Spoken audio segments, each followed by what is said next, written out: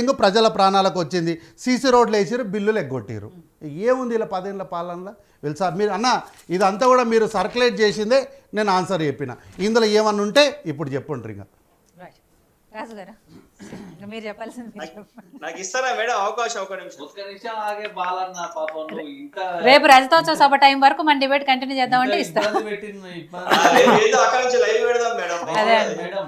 అక్కడే ఉన్నాడు. మన కాళోజీ నారాయణరావు గారు ఒక మాట అంటారు, ఏమనంటే ప్రాంతేతరుడు మోసం చేస్తే ప్రాంతం అవతల వరకు తరిమి కొట్టాలి, ప్రాంతం వాడే మోసం చేస్తే అక్కడే బొంద పెట్టాలని అంటారు.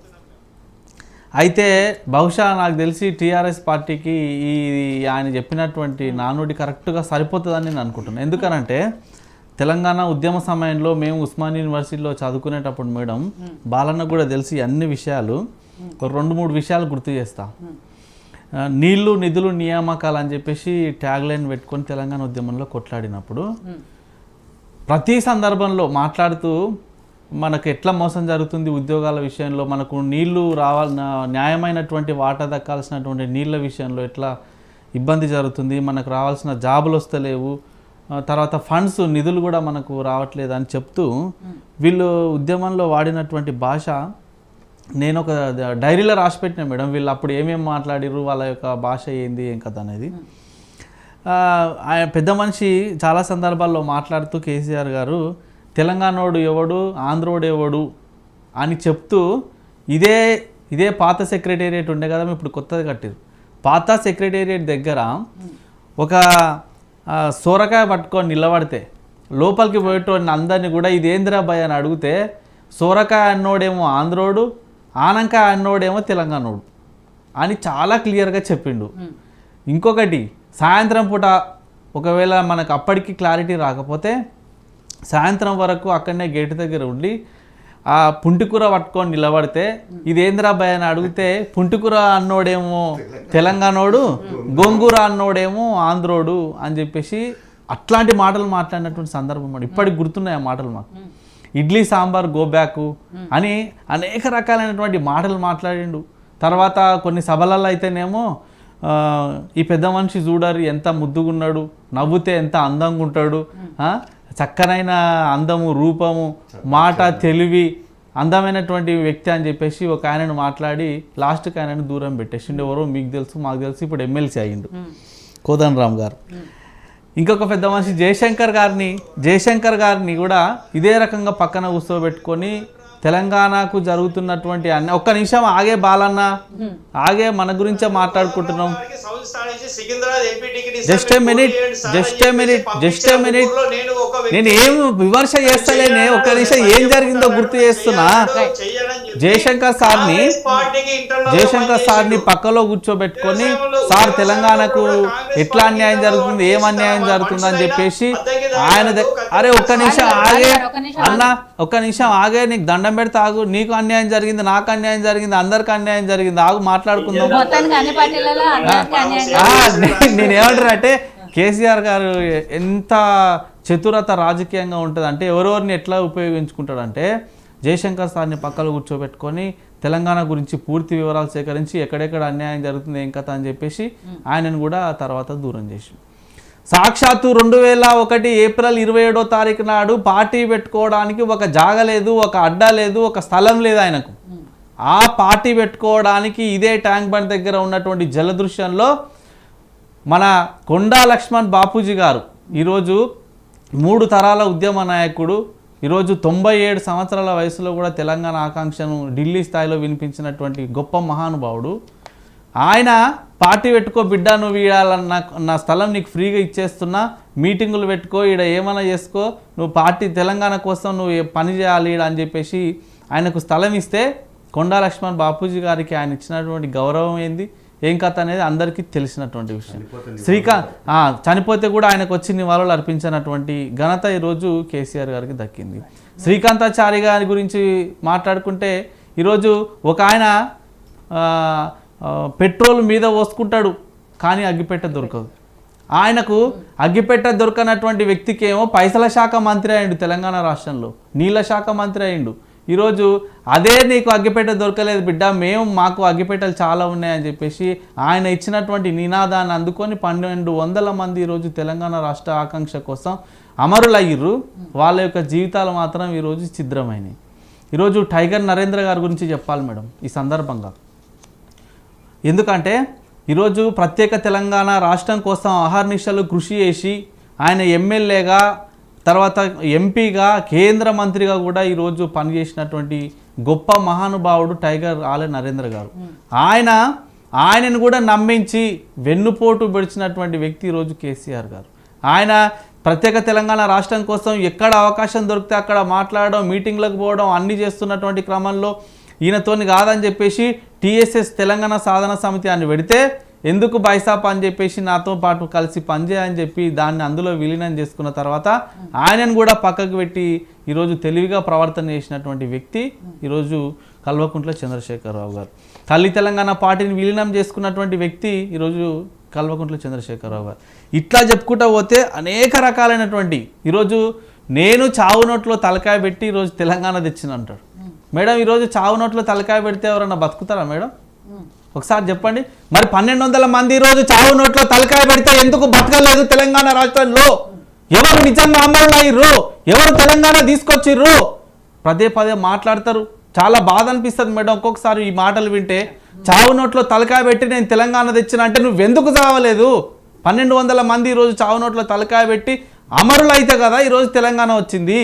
ఇదే నిమ్స్ హాస్పిటల్లో నువ్వు నిమ్మరసం దాగి దొంగ దీక్షను విరమిస్తే మేము కదా ఉస్మానియా యూనివర్సిటీలో ఉండి నువ్వు దీక్ష విరమిస్తే మేము నీ శవయాత్ర చేస్తాం బిడ్డ తెలంగాణ రాష్ట్రం కోసం అని చెప్పేసి శవయాత్ర చేసి ఈరోజు ఉద్యమానికి ఆజ్యం పోసినటువంటి వ్యక్తులం మేం కదా ఈరోజు ఈ అన్ని చరిత్ర ఉన్నది మేడం, చెరిపేస్తే పోదిది. కాబట్టి ఈరోజు 9 సంవత్సరాల పాటు మీరు అధికారాన్ని అనుభవించిరు, అక్రమాలు చేసిరు, ఇందాక సార్ చెప్పినట్టు అవినీతి చేసిరు, అహంకారంతో పోయిరు, ప్రతిపక్షాల గొంతులను నొక్కిరు, అందరినీ ఆగం చేసేటువంటి ప్రయత్నం చేసిరు. కాబట్టి ప్రజలు మిమ్మల్ని తెలంగాణ రాష్ట్ర ప్రజలందరూ కూడా ఓట్లతోనే మిమ్మల్ని బొందబెట్టిర్రు. ఇప్పటికైనా మీరు మీ భాషను మీ యాసను ఈరోజు మార్చుకోవాలి. నిజంగా ఈరోజు తెలంగాణ రాష్ట్రం కోసం పనిచేసేటువంటి బుద్ధిని ఈరోజు తెచ్చుకోవాల్సినటువంటి అవసరం ఉన్నది. కాదు అని మళ్ళా గతంలో ఏ రకంగా అయితే తెలంగాణ రాష్ట్రంలో పిచ్చి ప్రేలాపనలు చేసే విధంగా మాట్లాడడం, ఏది ఆ పంచ్ డైలాగులు సార్కి అయితే ఎక్కువ గుర్తుంటాయి.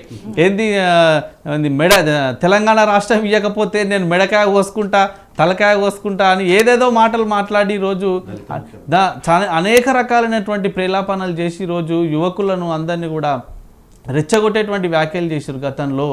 ఈరోజు తెలంగాణ రాష్ట్ర ఆకాంక్ష సిద్ధించింది. కేంద్ర ప్రభుత్వంలో ఈరోజు ఒక ఎంపీగా ఉన్నటువంటి టీఆర్ఎస్ పార్టీతోనే ఆ రోజు తెలంగాణ రాష్ట్రం రాలేదు.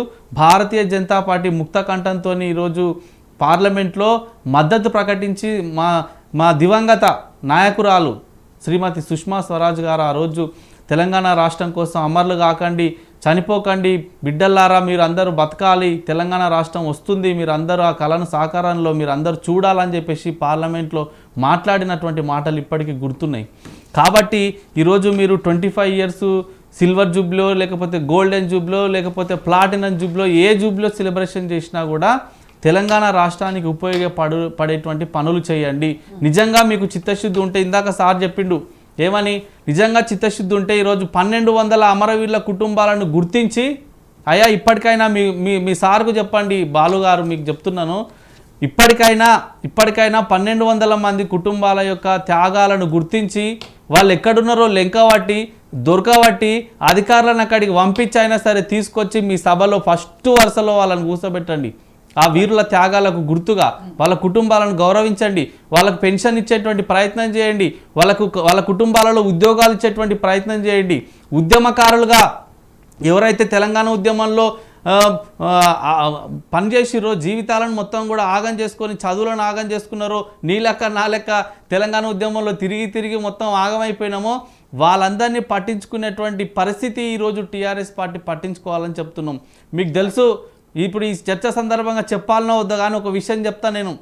రోషన్ బాల్ అనేటువంటి వ్యక్తి చాలా నికార్సైనటువంటి ఉద్యమకారుడు, నీతితోని నిజాయితీతోని ఈరోజు ఉద్యమంలో పాల్గొని జీవితం మొత్తం ఈరోజు తెలంగాణ రాష్ట్రం కోసమే చేసిండు మేడం. నిజంగా ఆయన ఇందాక చెప్పినటువంటి మాటలు వాస్తవం.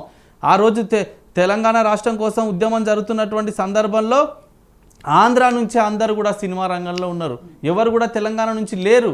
అన్న అప్పుడే సినిమాలు చేస్తుండు హీరోగా, కానీ ఆ అన్న మీద అనేక రకాలైనటువంటి కుట్రలు చేయడం, కుతంత్రాలు చేయడం, అన్నను పైకి రాకుండా చేయడం, ఉద్యమాల్లో తిరుగుతున్నందుకు, జై తెలంగాణ అంటున్నందుకు అనేక కుట్రలు జరిగినాయి అప్పుడు. కాబట్టి నేనేమంటున్నానంటే మీలాంటి నిజమైనటువంటి నికార్స్ అయినటువంటి ఉద్యమకారులకు ఈరోజు ఆరోగ్యం క్షీణిస్తే కూడా నేను చాలా బాధతో చెప్తున్నా, మీరు ఏమని అనుకోండి, ఆరోగ్యం క్షీణిస్తే కూడా ఈరోజు పట్టించుకున్నటువంటి పరిస్థితి ఉంది మేడం. అన్నకు తెలుసు ఆ విషయం. కాబట్టి నేనేమంటున్నా అంటే ఇప్పటికైనా టీఆర్ఎస్ పార్టీలో కేవలం ఆ కుటుంబంలో ఉన్నటువంటి ఆ నలుగురికి మాత్రమే పదవులు వస్తున్నాయి, ఆ నలుగురు మాత్రమే పైకి పోతున్నారు, ఆ నలుగురు మాత్రమే లక్షల కోట్ల రూపాయలు సంపాదిస్తున్నారు, ఆ నలుగురు ఐదుగురు మాత్రమే వేల ఎకరాలకు భూస్వాములుగా ఆసాములుగా మారిర్రు. కాబట్టి ఈరోజు తెలంగాణ రాష్ట్రం అంటే ఏంది మేడం, సామాజిక తెలంగాణ రావాలని కోరుకున్నాం. ఆ రోజు కొండా లక్ష్మణ్ బాపూజీ గారు ఇదంతా ఆలోచన చేసే చెప్పిండప్పుడు, అరే నాయన జై తెలంగాణ, నన్ను 97 సంవత్సరాల వయసులో ఉస్మాన్ యూనివర్సిటీలో మేము విద్యార్థి గర్జన సభ పెడితే వచ్చి పెద్ద మనిషి పక్కన కూర్చున్నాడు. అర్ధరాత్రి దాకా సభ నడుస్తున్నటువంటి సమయంలో నాకు లేట్ అవుతుంది బాబు అని నన్ను పిలిచి, రాజు జర మాట్లాడతా నేనని చెప్పి నన్ను పిలవమని చెప్పినటువంటి సందర్భంలో మేమందరం జై తెలంగాణ అంటుంటే, అరే బాబు పిల్లలు మీకు తెలియదా బాబు, తెలంగాణ జై తెలంగాణ జై తెలంగాణ జై సామాజిక తెలంగాణ రావాలని ఆ రోజే కొండా లక్ష్మణ్ బాపూజీ గారు ఇట్లా అన్యాయం జరుగుతుందని చెప్పిండు. ఆ అన్యాయమే ఇప్పుడు జరిగింది. కాబట్టి అందరం కూడా బాధితులమే. వాస్తవానికి మాట్లాడుకుంటే ఉద్యమకారులుగా జీవితాలను ఆగం చేసుకొని పనిచేసినటువంటి వ్యక్తులమే.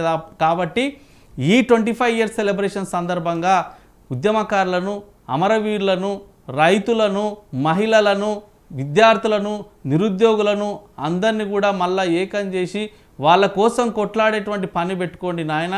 మీరు అది కాకుండా సంపుతాం, నరుకుతాం, మెడలు కోస్తాం, తొడలు కోస్తాం, ఇది ఈ భాషలు, ఈ వేషాలు, ఈ పగటి వేషాలు, ఈ మోసాలు, ఈ కుట్రలు, ఈ దగాలు కూడా అన్నీ కూడా మానుకోవాలని నేను ఈ సందర్భంగా తెలియజేస్తున్నాను.